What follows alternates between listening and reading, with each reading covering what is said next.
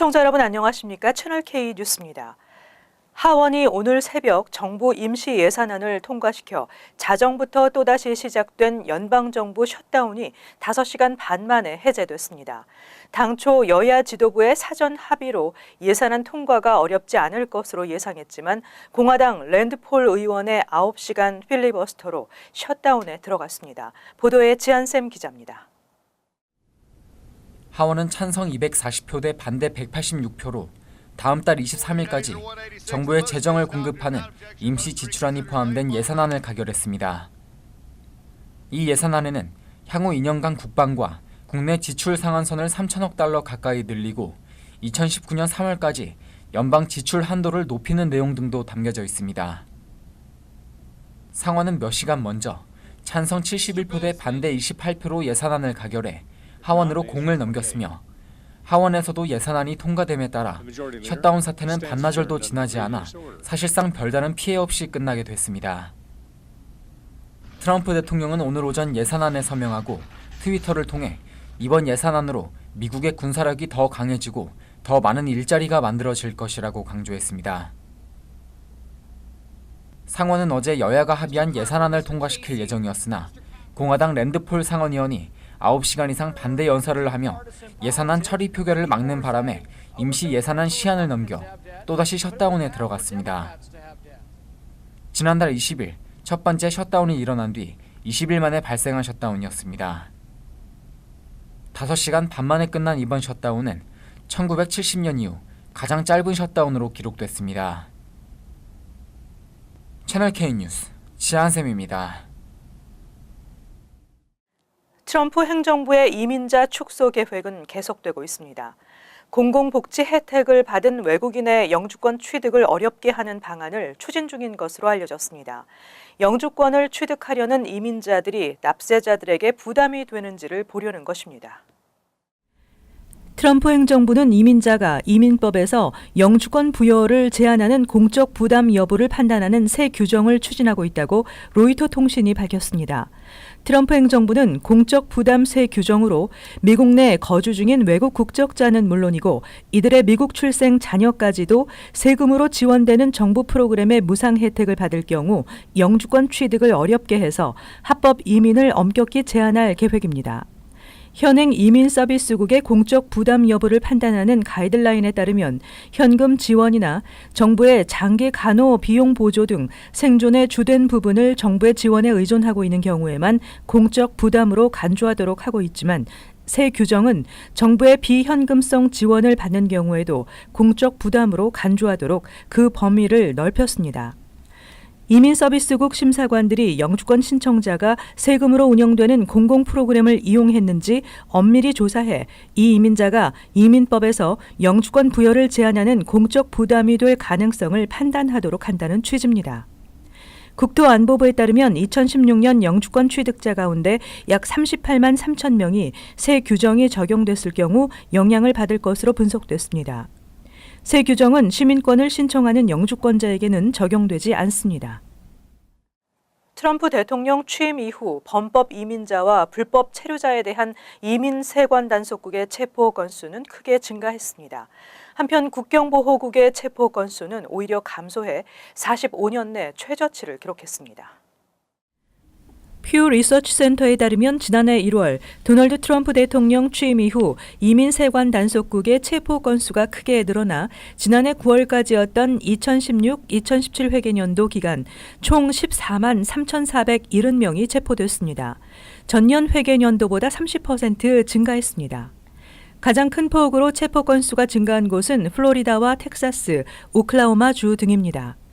2015-2016 회계년도와 2016-2017 회계년도 사이 플로리다주의 체포 증가율은 76%였고 텍사스는 71%, 오클라호마는 67%로 나타났습니다. 증가율이 50% 이상 된 곳은 루이지애나주, 뉴올리언스와 조지아주 애틀란타, 매사추세츠 보스턴, 미시간주 디트로이트 등이었습니다. 뉴욕시는 39% 증가했고 뉴저지주 뉴왁은 42%, 필라델피아 지역도 34% 증가했습니다. 체포 건수가 가장 많은 지역은 멕시코 국경 지역에 집중돼 텍사스 댈러스에서 16,520명이 체포됐고 휴스턴에서 13,565명, 애틀란타에서 13,551명이 건거됐습니다. 퓨 리서치 센터는 국내 이민 단속이 강화되고 있음을 알 수 있다며 그러나 IC의 체포 건수는 급증했지만 국경을 넘어오는 밀입국자를 단속하는 국경보호국의 체포 건수는 오히려 감소했다고 전했습니다. 다음 주 설날을 앞두고 오늘 팰리세이드 파크 시니어 센터에서 설날 축제를 개최했습니다. 정겨운 우리 가락도 연주하고 맛있는 한식과 행운권 추첨까지 모두가 즐거운 시간을 보냈습니다. 올해 설맞이 행사는 한인 친목단체 징검다리 회원들이 봉사자로 참여해 노인들에게 떡국과 식사를 대접하고 작은 선물도 마련했습니다. 합창 공연과 전통 무용 등 다양한 공연까지 더해 어르신들의 눈과 귀를 즐겁게 했습니다.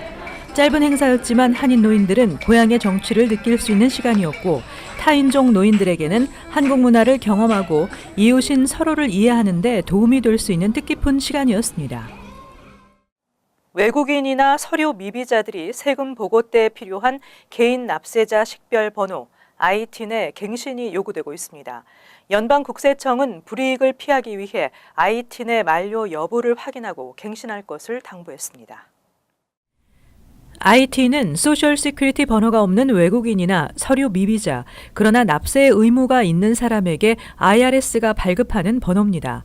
IRS는 2017년 말이나 2016년 말 만료된 ITIN 소지자이고 올해 세금 보고 의무가 있을 경우 ITIN 갱신이 필요하다고 밝혔습니다.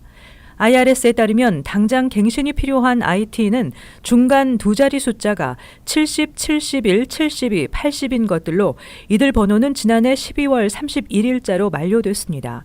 또한 중간 두 자리 숫자가 78이나 79인 IT는 2016년 12월 31일자로 만료됐습니다. 전문가에 따르면 ITIN 관련법이 바뀌어 일정 기간 만료일이 생기게 됐다며 특히 서류 미비자가 ITIN 갱신을 안 할 경우 세금 보고 서류 처리가 늦어지고 각종 세금 혜택을 받을 자격을 상실하는 등 큰 불이익을 당할 여지가 많아 주의가 필요하다고 지적했습니다. ITIN 갱신이 필요한 납세자들은 양식 W7을 작성해 제출하면 됩니다. ITIN은 연방소득세 보고 용도로만 사용되며 ITIN을 받는다고 해서 납세자의 이민 신분이나 미국에서 일할 권리가 변경되지는 않습니다. 한국보건복지부는 한국에 거주하는 재외국민, 즉 해외 영주권자 아동에게 양육수당을 지원한다고 발표했습니다. 지금까지 재외국민은 보건복지부의 양육수당 지원에서 제외됐었습니다. 보건복지부는 한국에 30일 이상 거주할 목적으로 재외국민 주민등록을 한 만 0세에서 6세 아동을 대상으로 양육수당을 지급하기로 했습니다. 재외국민은 한국 국적자로서 외국의 영주권을 취득한 자 또는 영주할 목적으로 외국에 거주하고 있는 사람입니다. 지난달 헌법재판소는 국내 거주 재외국민을 지급 대상에서 제외한 정부의 보육사업 지침은 평등권을 침해한다며 위헌 결정을 내리면서 재외국민 아동에게 양육수당을 지원하게 됐습니다.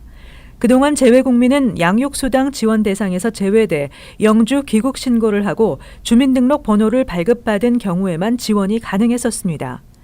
복지부에 따르면 양육수당은 읍, 면, 동 주민센터에서 신청할 수 있습니다. 신청한 달부터 매월 연령별로 10만에서 20만 원이 지급됩니다. 뉴욕주가 저소득층 가정 난방비 지원 프로그램을 추가로 지원합니다. 연방정부 지원금 1,440만 달러 예산을 투입해 지원됩니다. 저소득층 가정 난방비 지원 프로그램 신청 자격은 4인 가족 기준 연소득 최대 53,482달러까지로 오는 12일부터 신청 가능합니다. 이 프로그램은 연방정부 지원금 1,440만 달러를 받아 운영되며 가구당 최대 726달러의 난방비를 지원합니다. 가족 수와 연소득, 주택 난방 방식, 가족 구성원 중 6세 미만 자녀나 60세 이상 노인, 장애인 가족이 있는지의 여부에 따라 신청 자격과 수혜 범위가 결정됩니다. 난방장치 고장이나 연료 부족 등으로 난방이 끊길 위험에 처한 경우에는 추가 응급 베네핏 지원을 받을 수 있습니다. 이에 따라 올 겨울 난방비 지원금은 가구당 2,000달러까지도 가능할 것으로 추산되고 있습니다. 뉴욕시 거주자는 저소득층 난방비 지원 프로그램 HEAP 웹사이트, 뉴욕시 외 거주자는 마이 베네핏 웹사이트에서 신청서를 다운로드받아 우편으로 보내면 됩니다. 뉴저지주는 지난 2011년부터 재산세 인상폭을 연 2% 이하로 제한하고 있습니다. 그러나 버겐 카운티 대다수 타운들이 재산세를 초과 인상한 것으로 나타났습니다. 뉴저지주 세무국이 2017년도 각 타운별 재산세 현황을 발표했습니다. 팰리세이드 파크는 지난해 재산세 평균이 $9,409로 전년보다 3.5%가 인상됐습니다. 잉글리드 클립스도 지난 2016년에 5.9%의 재산세가 오른 것에 비해 줄어들긴 했지만 지난해에도 2.9%의 인상률을 보여 평균 재산세가 $12,861로 집계됐습니다. 리치필드는 4.2%가 인상돼 $9,076에 달했으며 페어뷰의 경우 무려 6.1%의 재산세가 오르면서 $9,750로 조사됐습니다. 이와 함께 테너플라이는 2.9%의 인상폭을 보여 평균 재산세가 $24,34였으며 클러스터도 2.3%가 올라 $15,489, 데마레스트는 3.9%가 인상돼 $19,141를 부과했습니다. 레오니아는 4.8%가 올라 $12,624였으며 노르드도 2.4%의 재산세가 인상되면서 $13,385에 달했습니다. 이에 반해 포틀리는 인상률이 1.3%에 그치면서 재산세 평균이 $1,444로 나타났으며 에지워러도 1.5% 올라 $8,813였습니다. 뉴저지 일부 타운에서 연금과 건강보험료, 건설기금 마련, 학교 예산 부족 등의 이유를 들어 재산세를 올리고 있다는 비난이 일고 있습니다. 고체형 세제, 타이드 팟의 포장 등을 변경하도록 하는 법안이 뉴욕주 의회에 상정됐습니다. 최근 이 타이드 팟을 어린이들이 사탕으로 오인하고 먹거나 일부 청소년들 사이에 먹는 행위가 유행처럼 퍼지고 있어 문제가 되고 있습니다. 브랜드 홀리맨 뉴욕주 상원의원과 아라벨라 시모타스 뉴욕주 하원의원은 세제 제조업체 타이드사의 고체형 세제 타이드 팟의 모양과 냄새, 포장 등을 변경하도록 법안을 잇따라 발의했습니다. 다양한 색깔로 투명하게 만들어진 이 세제는 비닐로 낮게 포장되어 있는데 어린이들이 사탕으로 오인하고 먹는 경우가 자주 발생하고 있으며 청소년들 사이에서는 재미로 타이드 팟을 먹는 영상을 찍어 올리는 것이 유행하면서 건강에 유해하다는 지적이 나오고 있습니다. 홀리맨 의원은 세제 업체들은 자발적으로 세제의 모양과 색깔을 사탕과 구분이 확연하도록 바꾸고 어린이들이 개봉하기 어렵게 포장 방식도 바꿔야 한다고 강조했습니다. 한편 전미유해물질관리협회에 따르면 지난해에만 타이드 팟을 잘못 먹은 어린이가 10,000명 이상 달했고 올 들어서만 606건의 사고가 접수됐습니다. 타이드 팟을 먹는 영상을 올린 청소년도 86명에 이르고 있습니다. 이어서 LA 지역 한인사회 소식입니다. 글렌데일 일부 초등학교에 도입된 한국어와 영어 동시 수업 프로그램이 한인 학부모들 사이에 큰 인기를 얻고 있습니다. 두 개의 언어로 번갈아가며 학습하는 프로그램이 학생들의 학업 성취 향상에 큰 도움이 된다는 평가입니다. 김재은 기자입니다. 글렌데일 통합교육구 마크 캐플 초등학교가 이민자 학생들의 이중언어 교육에 박차를 가하고 있습니다.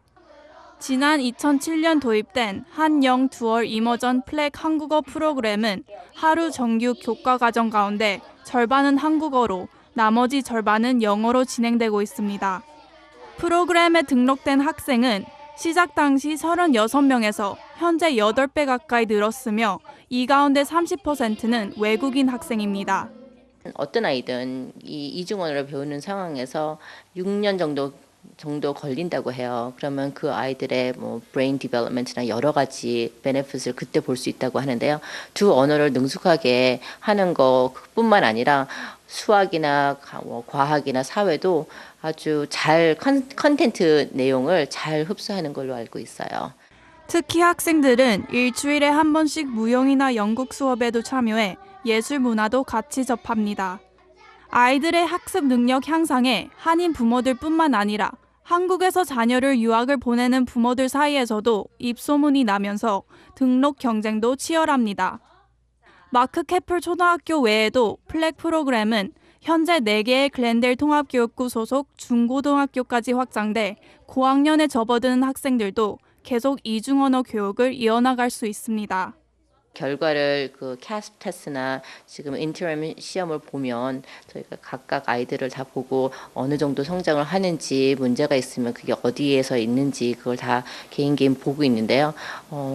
한 4, 5년 정도 저희 프로그램에 있는 아이들을 보면 굉장히 잘하고 있어요. 지금 이중언어 프로그램에 아닌 아이들보다 훨씬 더 잘하는 그런 상황이 있는 것 같아요.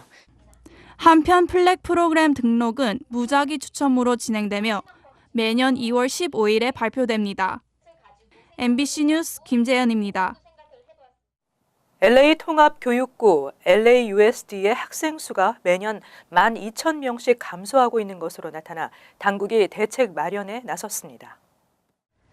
LAUSD 측은 지난 6일 이사회를 열고 오는 2020학년도에 2억 4,500만 달러 상당의 적자가 발생할 것으로 예상된다며 학교 폐쇄와 고용 삭감, 교내 프로그램 제한 등의 내용을 논의한 것으로 알려졌습니다.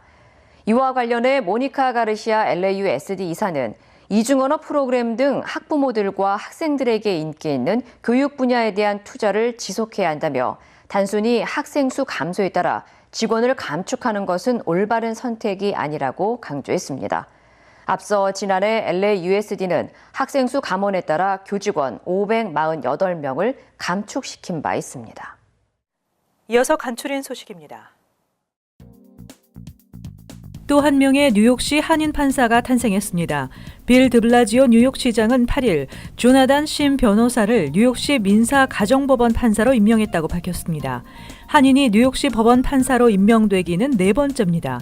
심 판사는 올바니 뉴욕 주립대에서 학사학위를 취득했고 같은 학교 로스쿨을 졸업한 후 지난 9년여 동안 가정법과 가족법 전문 변호사로 활동해왔습니다.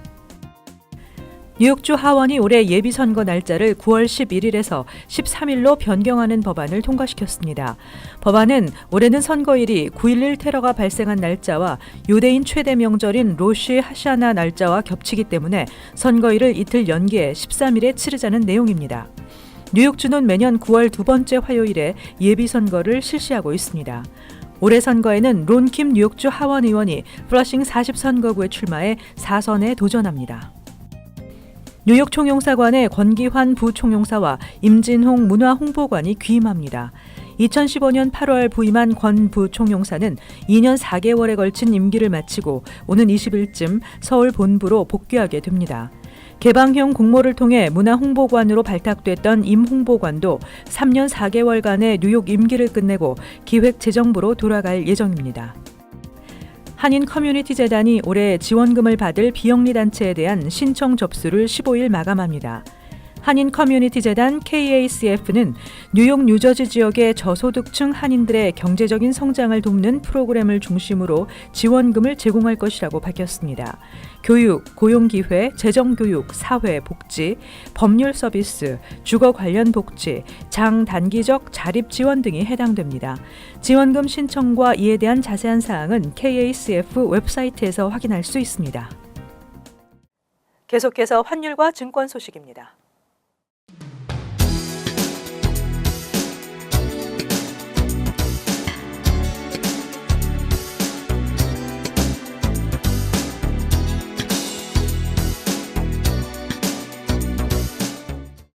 끝으로 날씨 전해드립니다. 토요일 가끔 흐리고 춥지 않은 날씨 예상됩니다. 낮 최고 49도, 섭씨 영상 9도, 밤 최저 44도, 섭씨 영상 7도. 일요일 오전에 비가 내리고 안개가 끼겠습니다. 월요일 맑은 날씨 예상됩니다. 이상으로 채널K 뉴스를 마칩니다. 시청해주신 여러분 고맙습니다.